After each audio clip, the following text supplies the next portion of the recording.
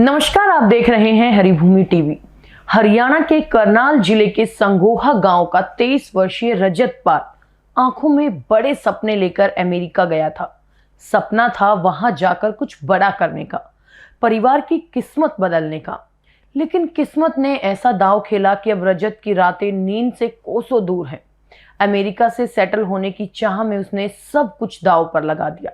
घर, दुकान, प्लॉट तक बेच दिए और ऊपर से 10 लाख का बैंक लोन भी सिर पर चढ़ गया।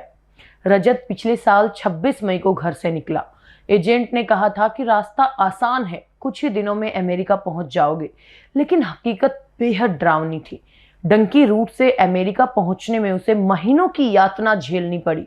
पहले दुबई, फिर सूरीनाम और उसके बाद पनामा के जंगलों से गुजरकर मैक्सिको तक का सफर तय किया।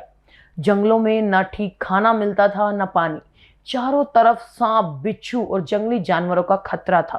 कई साथी उसी रास्ते में बीमार होकर मर गए। रजत ने बताया कि एजेंट ने 45 लाख रुपए की डील की थी, लेकिन बीच बीच में डोंकर्स यानी रास्ता दिखाने वाले दलाल पैसे मांगते रहे। उन्होंने धमकी दी कि अगर तुरंत पैसे नहीं मिले तो उसकी अंगुली काटकर घर भेज देंगे। घबराए परिवार ने और 15 लाख रुपए भेजे। कुल मिलाकर 60 लाख रुपए खर्च हो गए। 2 दिसंबर 2024 को जब रजत अमेरिका की सीमा पार कर गया, तभी अमेरिकी सुरक्षा एजेंसियों ने उसे गिरफ्तार कर लिया। पहले एरिजोना कैंप में रखा गया, फिर लुसियाना कैंप भेज दिया गया। लगभग 10 महीने तक वो बंद रहा। वहां उसे सिर्फ एक कंबल और सीमित खाना मिलता था। उसने बताया कि ठंड में रातें काटना मुश्किल था।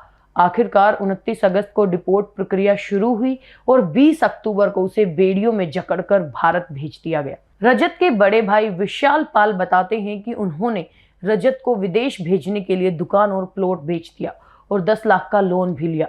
एजेंट ने वादा किया था कि 1 साल में सब वसूल हो जाएगा, लेकिन अब न पैसा बचा न सपना।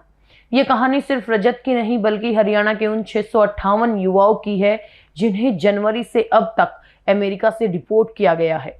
सपनों के इस डंकी रूट ने न केवल परिवारों की जमा पूंजी निगल ली बल्कि युवाओं के विश्वास को भी तोड़ दिया। अब रजत ने अपनी पुरानी हलवाई की दुकान फिर से संभाल ली है। वो कहता है कि जो हुआ सो हुआ, अब दोबारा अपनी मेहनत से सब कुछ बनाऊंगा, लेकिन किसी को भी ये रास्ता नहीं अपनाना चाहिए।